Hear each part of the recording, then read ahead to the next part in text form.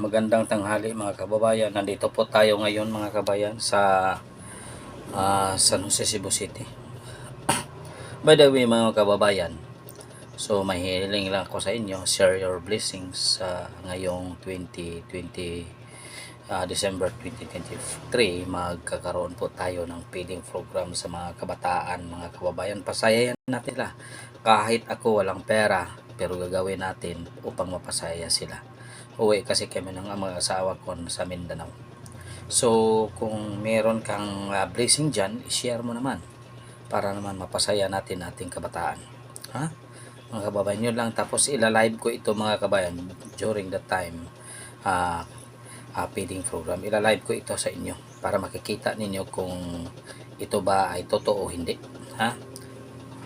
Ikayo lang kung magkano lang ibigay ninyo. Yun lang. Share your blessing mga kababayan. So by the way, magko-comment po tayo ngayon tungkol sa itong si Abante. Kung titingnan ninyo mga kababayan ang kanyang katanungan sa Tuadcom, parang siya ang abogado ng isang confiscate drug lord. Totoo mo yan mga kababayan? Bakit? Yung katanungan niya, by the way magamit, kung di ka pa nag-subscribe sa aking channel, pa-subscribe ng pa-like at share sa ating video para naman madagdagan ating mga subscriber. Ha? Para naman sa ganoon, so maraming makarinig nito. Sinasabi pa niya si Kerwin, ano ka na ba? Ano ba? Isa kang drug lord or user ka lang? Siyempre, pipiliin ng isang drug lord ang user kasi mas mababa yung kaso kung mahuli siya kaysa aangkinin na siya isang confiscate drug lord. Ha? Tinatanong pa si Kuan, ano yung chief sa una na si IDG. Sa ngayon nandyan pa sa lista ang isang confiscate drug lord. Wala ito talaga. Anong sinabi ni Guma? Ano ba naman kayo? Ha? Parang kayo nag-aabogado ng isang drug lord. Saan ba kayo? Ha? Trabaho ng pulis, kasi may utos sa kanila. Ang sabihan mo yung drug lord na uminto ka na, sabihan mo lang yan, may mga baril yan. Totoo naman ang sinasabi. Totoo naman mga sinasabi mga kababayan. Totoo talaga. Kasi alam at alam ko mga kababayan, kapag ikaw ay nalaman ikaw ay isang asset ng pulis, ay talagang babarilin ka nila talaga mga kababayan. Tapos pupuntahan mo sila na gayon, umistop na kayo. Maling-mali kayo ka mga kababayan.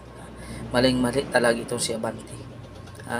Parang subukan yung mga pulis, subukan yung isama nyo si Abante sa operasyon. Tapos siya ang paunahin nyo para mapagsabihan ng isang mga illegalista na huminto na, pumunta na at huminto na.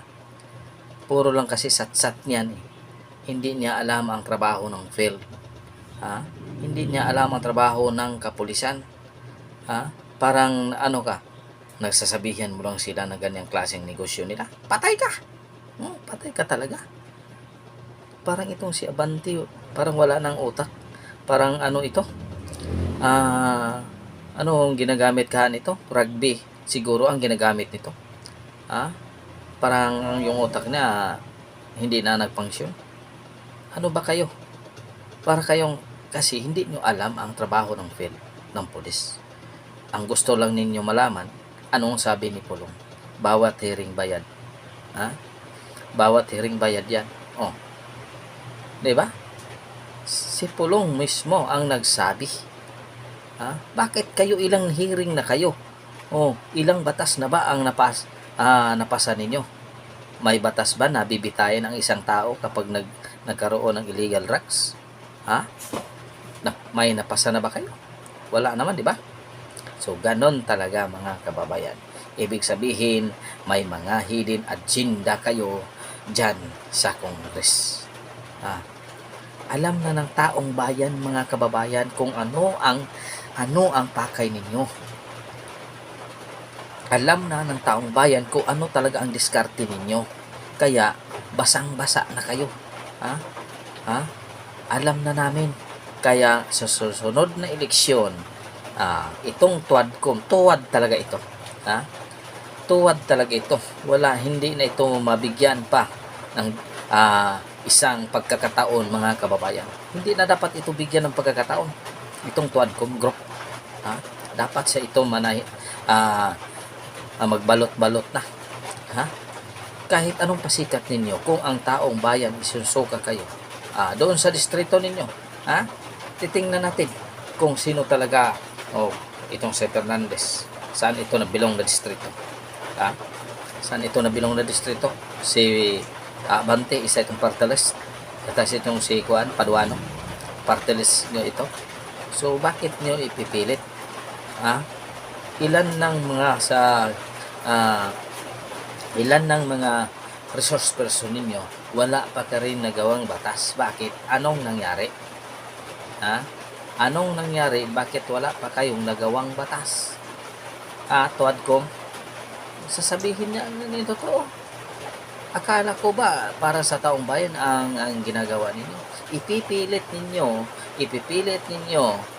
si Duterte na isama sa listahan na sa ICC para pilit niyo papasukin na ICC.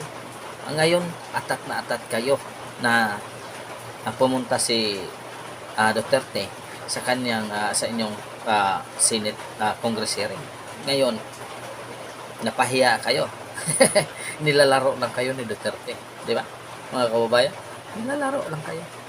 By the way, mga kababayan, hanggang dito na lang po ang ating vlog.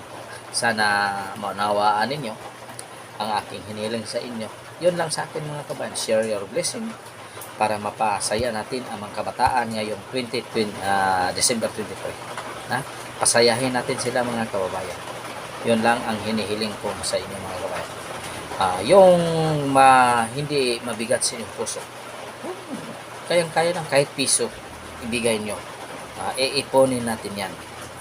PM lang kayo sa akin, mga kababayan. God is good all the time God is good. Pitching your kanimutan. Ilalive ko ito, mga kababayan, kapag nagkaroon ng parte sa mga kabataan. Maraming salamat.